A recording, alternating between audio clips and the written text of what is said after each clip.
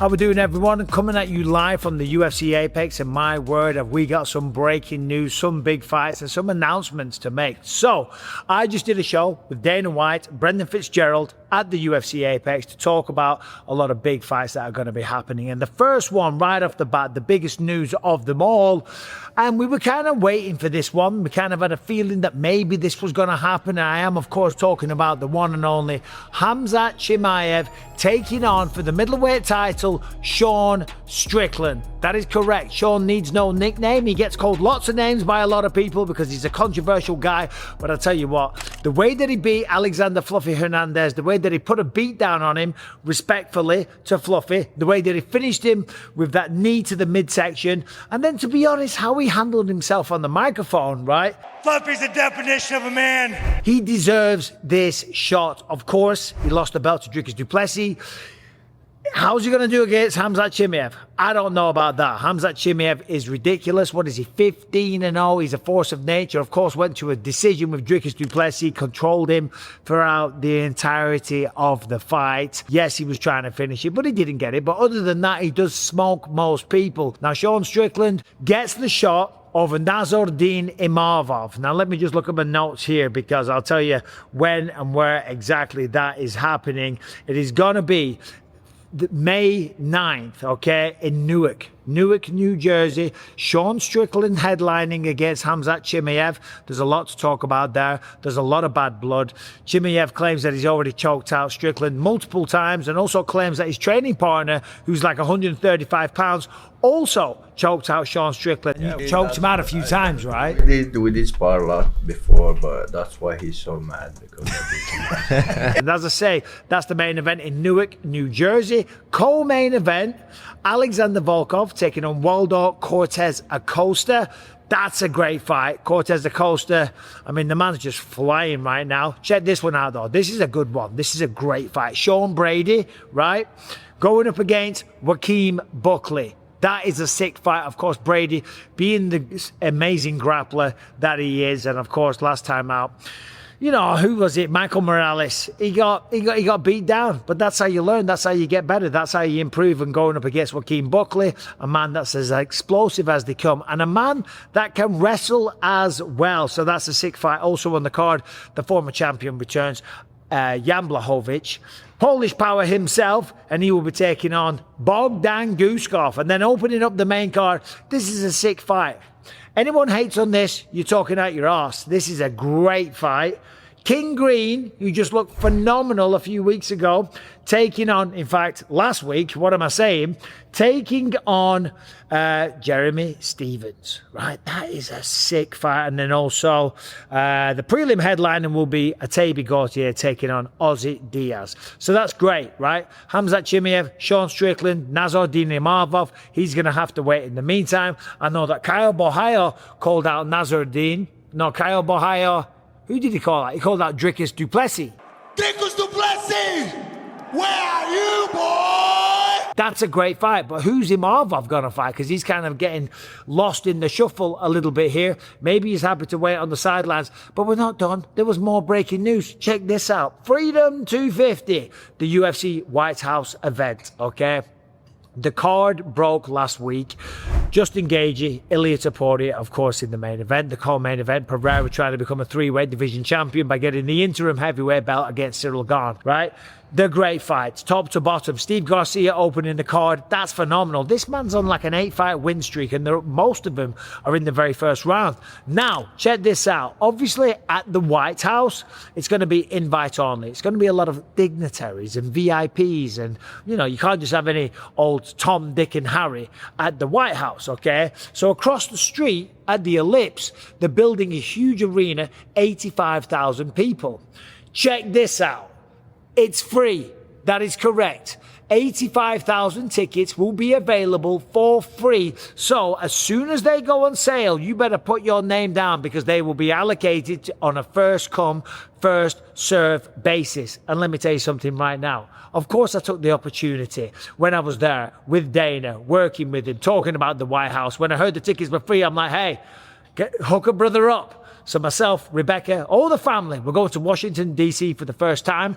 And hopefully I'm going to be working on that card as well. So get yourself a ticket when they're announced, because this truly is a one-on-one event. One of one even. Anyway, right. Let's go back a little bit, because Perth, Australia, I'll be there, of course. If there's somewhere to go and it's on the other side of the world and it involves hours and hours and hours of travel and thousands of air miles, of course they send me, which I'm very happy about. But the main event, of course, will be Jack Della Maddalena, the former champion, returning home prime time Saturday night. Jack Della Maddalena, love the guy. There's always something special about when a champion returns home to the city of their origin, okay? The fans are gonna go crazy, and the matchup is insane.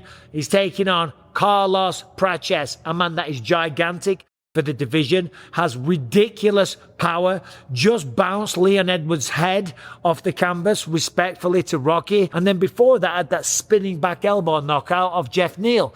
And as I said, he's massive for the division. I was hanging out with him in Australia. I could not believe the size of this guy. So Jack Della Maddalena taking on Carlos Prates. That's a sick fight, and I'll see you down there in Perth as well. What else have we got? We went through Strickland and Chimaev, but check this one out. On the 16th of May, Arnold Almighty Allen, that is correct, he will be taking on none other than Melsik Costa. Arnold Allen's been in there with some of the best on the planet. We're talking to people like Movsar Evloev, last time against Jean Silva, Max Holloway, you name him, Arnold Allen's been in there with all of them, and he gives them all a good fight, okay? He's tremendously talented. He truly is world class. And then on the other side, Melsik Costa on a 6-fight winning streak. Last time out, spinning back kick right to the dome, cracked him in the face. First person to knock out Dan Ige. And before that, a head kick knockout. Okay, so not an easy fight for Arnold Allen. What else do we have? We've got more. We ain't stopping here. Check this out. Yadong versus Deiveson Figueiredo. That's going down in Macau on the 30th of May. I'll also be there, of course. And I'm happy to be. Macau's a great place. Song Yadong, of course, had that close fight with Sean O'Malley, who's now on the White House. Song Yadong's a knockout artist. He's taking on Deiveson Figueiredo, another man that likes to bang, another man that likes to crack. And speaking of people that like to bang, check this out. Co-main event, Zhang Mingyang. He's returning. He was on a crazy streak, knocking everyone out, and then he kind of shat the bed in his hometown of Shanghai, or his home country, against Johnny Walker. Well, guess what? He ain't done. He's coming back. He ain't finished. He's still motivated. He's still training his goddamn arse off, and he's going up against Alonzo Menifeld. Tell me someone's not going to get knocked out in that fight. Menifield's a banger. Zhang's a banger. Maybe a little issue with the cardio. He should have fixed that going forward, so that's a good one. And we've also got the returning Sergey Pavlovich, another man that likes to knock people out, taking on Talashin Teixeira, who just had that fight against Tai Tuivasa. So Sergey Pavlovich taking on Talashin Teixeira, Song Yadong versus Figueiredo, and Zhang Mingyang versus Alonzo Menifeld. Anyway, what else do we have? We've got some others on here as well. We ain't finished. We ain't stopping. That is absolutely not what we're doing. There is also, Aljamain Sterling, the former champion, who is demanding a title shot right now. Demanding a title shot in the featherweight division because he just beat Brian Ortega. Well, guess what? He's not getting a title fight, okay? And I don't think he should right now. He's still got some work to do. He's taking on Youssef Zalal. That will be going down on the 25th of April. Incidentally, that is Callum's birthday. Still, regardless, that's going down at the Apex. Aljamain Sterling taking on Youssef Zalal. Zalal's on like a 5-fight win streak. I think 4 of them are finishes. A lot of submissions to his resume. Very, very light on the feet. Difficult stylistic matchup for Aljamain. Of course, Aljo's going to want to get a hold of him, put him down on the ground, use the wrestling. Youssef Zalal, the man's very, very creative with the submissions, but more importantly, extremely light on the feet. And then what else do we have? We have Gilbert Burns. He's taking on Mike Malott. That's going down in Winnipeg, north of the border. In Canada. That'll be cold. It's April. It'll still be cold. I remember when I fought in Montreal at UFC 83. That was in April. I believe. It was in April. There was massive piles of snow everywhere. So Winnipeg's going to be freezing, but the main event's going to be hot and firing because it's Gilbert Burns taking on Mike Malott. Co-main event, Kyle Phillips taking on Charles Jourdain. And Jasmine Jasudavicius taking on Karine Silva. Right, I'm just going through my notes here, seeing if there's anything that I missed. So far, out of all of those, what is the biggest news to you? What is the biggest surprise? Is it Sean Strickland getting the shot of a Nasruddin Imavov? I know Imavov beat Kyle Borralho, but when you look at it, Strickland's already beat Imavov. Yeah, it was a while ago, but a win's a win. And he just put a beat down and a stoppage on Fluffy, right? Imavov beat Kyle Borralho by decision. And we all know this sport's about what have you done for me lately. There is a backstory between Chimaev and Sean Strickland. They have trained with one another. There's a bit of shit talk. There's going to be bad blood. We know that the lead up to the fight will be goddamn insane, right? Chimaev doesn't hold back. He talks shit, but in a kind of reserved way, but like he truly believes in himself. And Sean Strickland is just going to go on the full offensive. We know that. We know that. He's going to be talking some crazy shit. Dana even joked about it on the little show that we did there. He said they're going to need extra security for that fight, during the fight week, leading up to the fight, after the fight, in the fight. It's going to be a mad one because Sean Strickland doesn't hold back. And you know what? Even if you don't like the shit that he says, you have to appreciate the entertainment value that he brings to the table. And then on top of that, the performances inside the octagon. That one against Fluffy, that was a different Sean Strickland, okay? But can he stop the takedowns of Khamzat Chimaev? Because let's be honest, that's what this fight is all going to come down to. And then, of course, as we know, the White House tickets, 85,000 tickets, they're going to be free. So I'm going to go there. I just called Rebecca. I just said, listen, we're going to Washington, D.C. Hopefully I'm going to be working on the card. I think I am working on the card. I'm not going to say anything yet, though. And we're going to go do some sightseeing. So where should I go see? And we're going to go check out Washington, D.C. We're going to watch some fights on the White House lawn or the Ellipse. 85,000 tickets there for free. Anyway, I'm just at the Apex now. Obviously, we've got fights happening this weekend, and I've still got a tremendous amount of research to do. So I better start doing that and watching these goddamn fights. There's my man, Phil. Phil, what's going on, brother? I'm just doing a little YouTube thingy bob.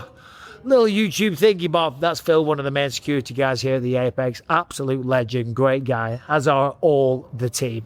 Anyway, what do you think about all those fights? Which one are you looking forward to the most? Who wins between Khamzat Chimaev and Sean Strickland? And what do you think about the matchup in general? Right, I've ordered some steak and eggs from Rise and Shine Steak and Eggs. That's my go-to spot every single time. Hello, how we doing? I'm interrupting people's lunches. Hello. Yeah, Rise and Shine Steak and Eggs. It's very good. I get the ultimate ribeye breakfast. 3 eggs, hash browns, steak.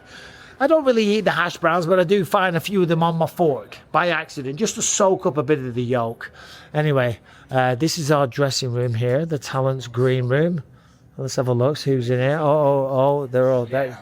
There's the legend, Dean Thomas, the one and only, Brendan Fitzgerald. There's the boss man over there, Zach getting his hair cut. I'll walk out of here before I get fired.